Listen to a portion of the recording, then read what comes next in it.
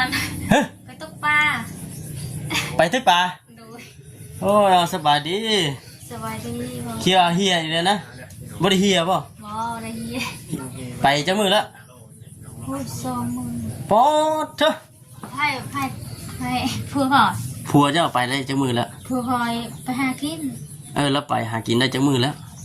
ไม่ได้ไปหาไปวันนี้หากไปวันนี้ป่ะเคี้ยวเฮียคือตอนนั้นนะโอ้ยบ่เห็นเลยบ่คำกับเห็นแล้วป่ะเป็นนี่ไรสภาพเรามาเมื่อนั้นเป็นนี่ไรเมาเรากินเหล้าเมาบ่คำกับมาตั้งแต่เมื่อนั้นพุ่นแล้วมากับบ่เห็นผัวเพิ่นสุดก่อนมารอบนี้กับบ่เห็นนี่คือเก่าพี่น้องเลยเนาะเป็นเนี่ยได้ว่าซั่นไปหากินเราไปหากินว่ามั่นใจว่าเราไปหากินมั่นใจเราไปหาอันสาสน้อยบ่หรือโมแมนบ่มื้อเช้านี้จำประเดกมื้อเช้านี้จำประเดก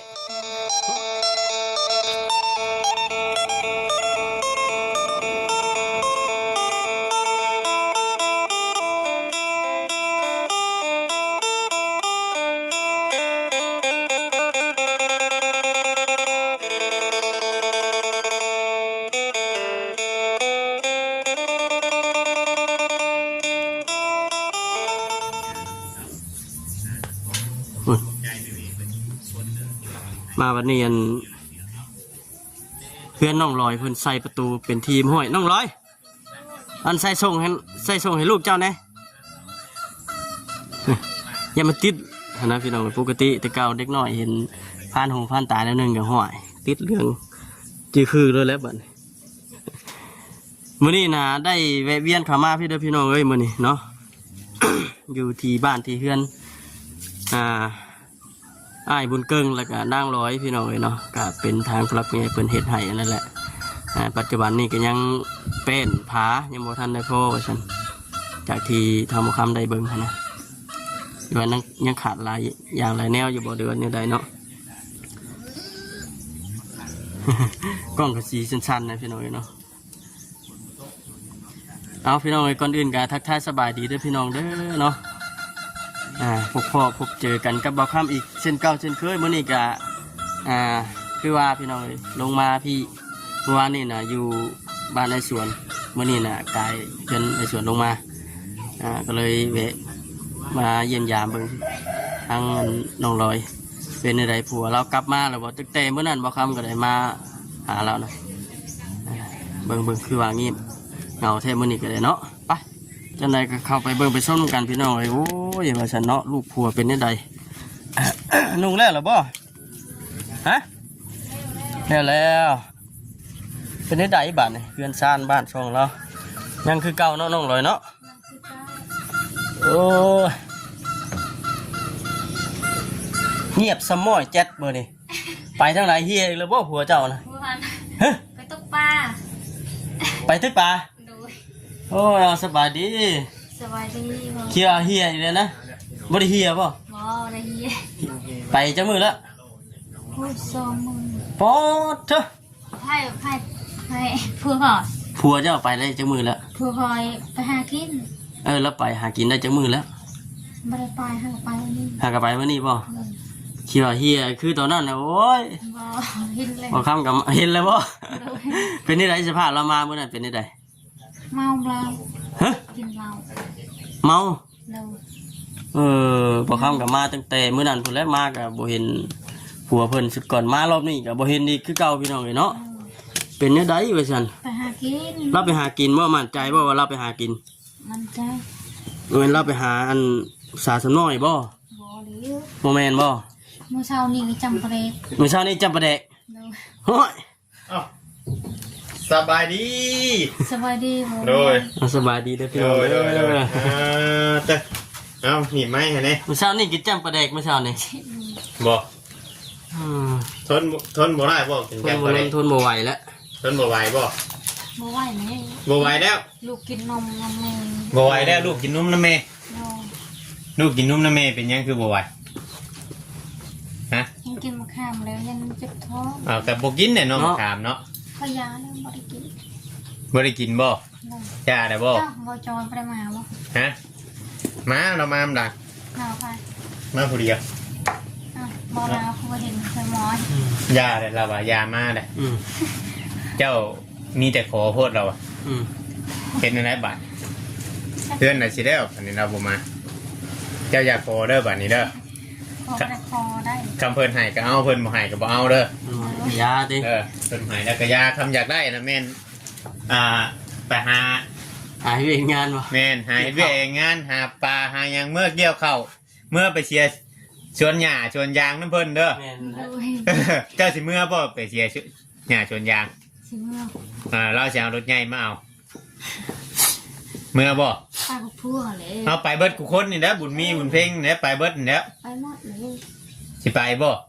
สิไป ไปเชียร์หญ้าได้ เสียยามบ่ แม่นเคยเชียร์อยู่บ่หญ้า บ่เคยเสียเต้ ฮะ เพื่อเสียครับ บ่เคยเสียสิ เดี๋ยวเบิ่งกล้องพี่นะ เนาะเมียงสิโทรหาผัวบ่ฮะ โทรหาผัวบ่น่ะ มาไปหากินไปตึก จะสิโทรหาผัวบ่ บ่เลย ผัวไปตึกปลา โดย เอ จริ อ งตอนนั้นก็จริงประเดี๋ยวโอ้ย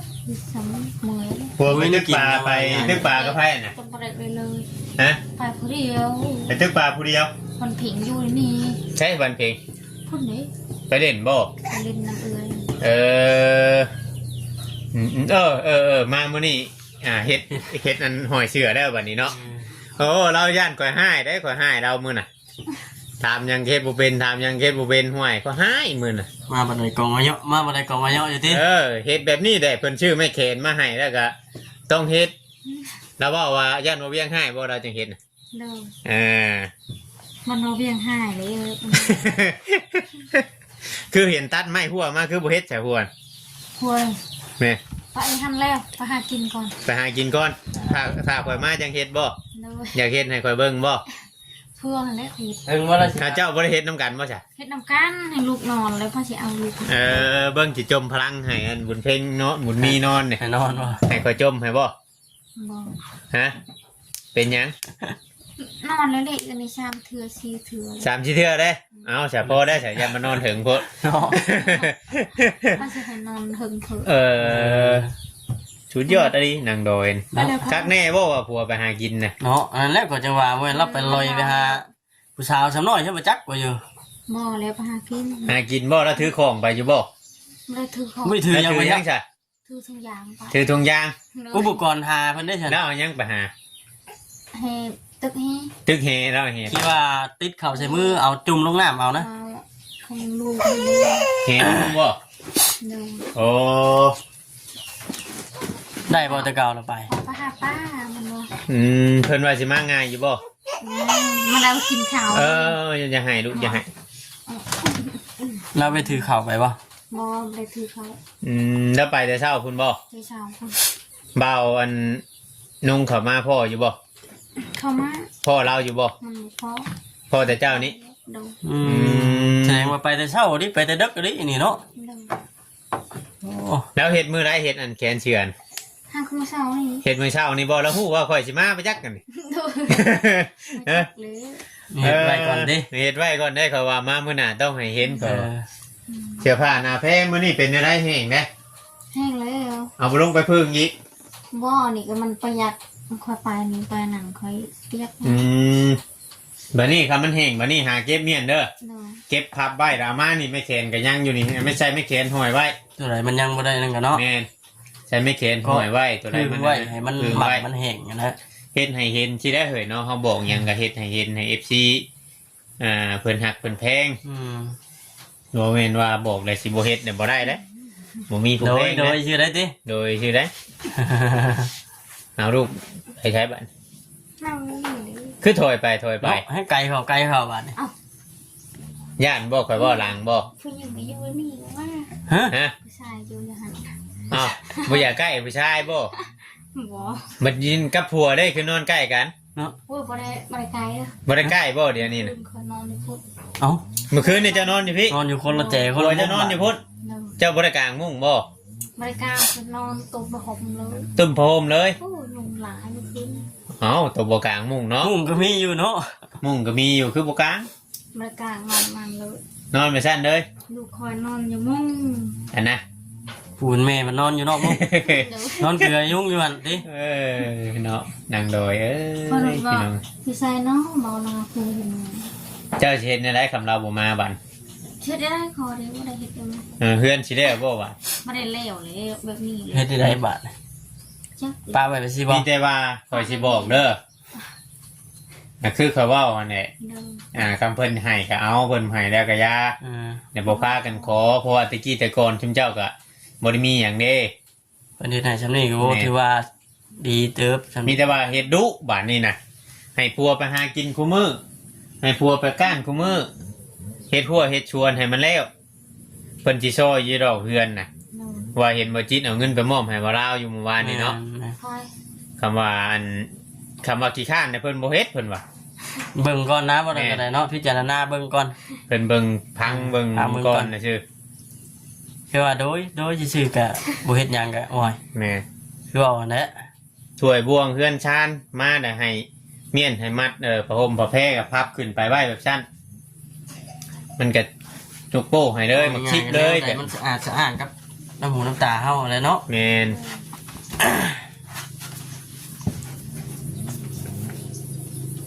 เสื้อผ้าหน้าแพร่มันยังก็นั่น เนี่ย พากันตบพากันชักอยู่บ่เสื้อผ้า สักที บ่แม่นว่าตากฝนไว้มื้อนั้น บูดดิ บูดชื่อเดี๋ยวบ่ได้เด้อืม เนาะ มามื้อนี้อันนั้นแน่พี่น้องเพราะว่าเอาเข้ามาบางช่องจำมื้อก่อนนะตำหนี้แล้วหลายอย่างเองเราบ่นะแต่ว่าก็คอยบอกคอยสอนไปให้ได้พี่น้องเนาะให้เพิ่นชุมเพิ่นพัฒนาตัวเพิ่นนี่ เนี่ย เพราะว่าเฮาก็ฮู้อยู่แล้วแต่แรกๆอยู่แล้วชุมเพิ่นเป็นแนวใดเพื่อเฮาสิเข้ามาปรับ ปรับปรุงเพิ่น ปรับปรุง เนาะ ให้เพิ่นอัพขึ้นมาจาก อืม จุดที่ว่าเพิ่นเคยอยู่เนาะพี่น้องเนาะอัพขึ้นมาจักหน่อยแล้วก็ถ้าว่าเพิ่นซ่านนั้นเป็นเพิ่นแล้วก็สิห่างๆเกินไปตามคำขอหรือว่าตามที่ว่าเฮาเคยช่วยเฮ็ดที่ผ่านมา บ่เห็นฮอดหน้าพุ่นแล้วบัดนี้สาวร้อย เดิม จักยามใดแล้วบัดนี้สิเข้ามา คอยเลย ฮะ จักเลี้ยว อันนั้นแหล้วจะว่าน่ะ บ่มีคนเข้ามาหาแล้วบัดนี้ต่อไป ลุงเลย บ่มีเลยบ่ลาวก็เริ่มเงียบเลยเจ้าเป็นจังไดความรู้สึกเจ้า ไม่ได้เป็นมั่งเลย บ่ได้กินฮอดบ่ใช่ บ่กินฮอดบ่ กินหอดอยู่ คือว่าบ่ได้เป็นจังไดใช่ฮะ กินหอดอยู่ จะปล่อยลงนะเห่าจังหน่อยมันสิมาเข้าชุมข่อยน่ะ โอ้ เพื่อมันมาป้ายแล้ว ไปแน่จะดึงออกเลยเลย มันดึงออกพุ่นไปพุ่น ห่านยังฉุกมาสิมมาใช้ทั้งกัน เนาะบุญมีเฮ้อเฮ้อเฮ้อน่ะแม่น่ะอยากกินแต่ชมเนาะเห็นแต่เจ้าเจ็บท้องเนาะ นี่ขอยาเลย แม่นท้อง ยาเด้อบัดนี้เด้อ มา ฮะโยคือว่าอยากกินแต่ชมแท้ ท้องอีกไปจักจังว่าอยากกินแต่ชม ว่านอนคนละแจกคนละมุมกับท้องในบ่พี่ โอ้ยเราบอกตัวชื่อต้องขึ้นน่ะกอดกันให้กลัวปลาโกงโก้วัน เนาะ เพลงเบาอยู่มึน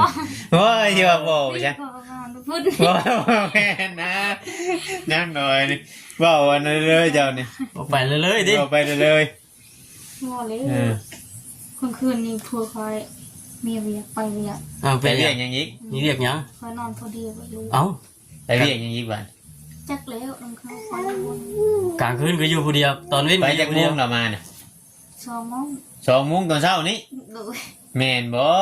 ไปเลยไปจ้ะ โอ้ไปเลยๆนะอันนี้ นอนพอดี ไปอยู่หินดินเฮมานี่ พัวคอยเบา อยู่จักอันเลาะ ช่องล้อ แม่นบ่คือกองใหญ่เถอะ แน่เลยมันหมดเลยคน ยังอยู่ผัวเจ้าไปอยู่กับไผอยู่ตอนใด พอดี อยู่แต่เช้าพุ่นบ่ เลย อืม บุญนี่เด็ก อันนี้แหละเพิ่นเว้าอยู่เฮ็ดใครกลัวบ่เฮ็ด ก็ ทำบ่เฮ็ดหยังจักดีนะ10 มื้อมันก็ยังกองอยู่หั่นคือเก่า คือก้าวหัวเร็วมันไม่ได้เห็น คือนุ่งก็แต่มื้อนั้นชงแดงอันนี้ ทรงเร่งนี่ เออ โอ้ย มากแห้งบ่ ไม่ได้ฮักไม่ได้มัก เป็นหยังจ้ะคือนุ่งตลอด มันมีสองนี่มันเป็น อ๋อเพิ่นคือชื่อให้หลายอยู่ชงน่ะ อยู่ซ้ายอยู่ไล่ เพิ่นชื่อมาให้เป็นเท่าไรมื้อน่ะเอาน้ำกล่อง มันประหยัดเลยเด้ เปียกได้ตัวบ่จักกันเก็บ มันประหยัดอ้าวมื้อเช้านี่คอยไปตากเอาไว้คอยไปช้อนกง ชงตัวเก่าได้ใช่ ทรงตะเก้าหัน ชงตะเก่านะ ร้อนแต่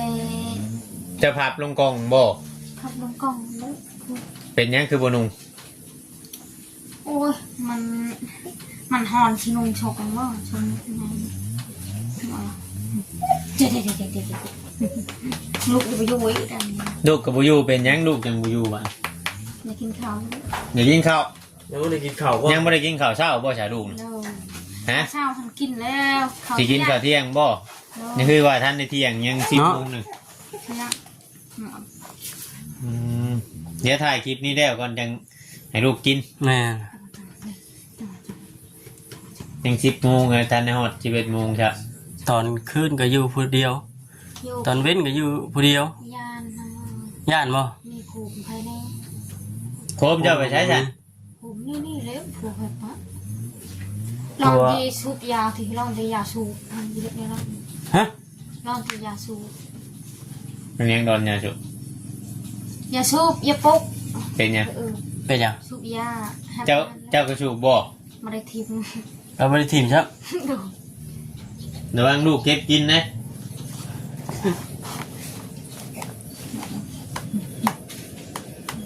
แต่ว่าเราสิเฮ็ดอยู่บ่หัวมื้อนี้น่ะ หัว มื้อนี้น่ะเราว่าสิ เสีย เฮ็ด ด อยู่ อยู่หัว สิเฮ็ดอยู่บ่ หากินก่อน ไปหากินก่อน เนาะ หักไปผู้เดียวบ่ได้ไปกับหมู่บ่ ไปพอดี อืม เด็ก ไปต แล้ว ลอด บ่ได้ก้านได้บ่กบมื้อน่ะ เมื่อคืนหนึ่ง มื้อก่อนน่ะมื้อชูข่อยมามื้อฝนตกน่ะ มาได้ประกัน มื้อประก้านเลย มาได้สาคูเลย บ่ได้สากโคม มาได้ มันแล่นได้บัดนี้สากไล่อยู่ดอกไผมันคือสิมีไฟอยู่ สากเลยได้ เออเอาบริษัทอยู่เพื่อนตัวเองบ่ เมื่อคืนไปเมือง ไปเยี่ยงยังคืน ไปยังกุบ ได้บ่ มาได้ซ้ บ่ได้บ่ได้ได้ผลบ่ตก ำ เนาะ เว้นหากุบกับ เห็นบ่ ดู มันมาจักตามมันจัก แค่นี้ ฮะ บ่เราไล่บ่ได้มีตัวน้อยได้อันใหญ่กึ่ง อ๋อ ไปยังยังมาได้ที่คืน แต่เราหาจับเอาเบิดเลยตัวใหญ่มัน มด กบเรากันให้กบเป็นปีว่าทำเนาะฝ่ามือนี่หา6ตัวมันน่ะมีแต่ตัวใหญ่กันมานาดอมมือแล้วอีบ่ะ ยาบุเยยา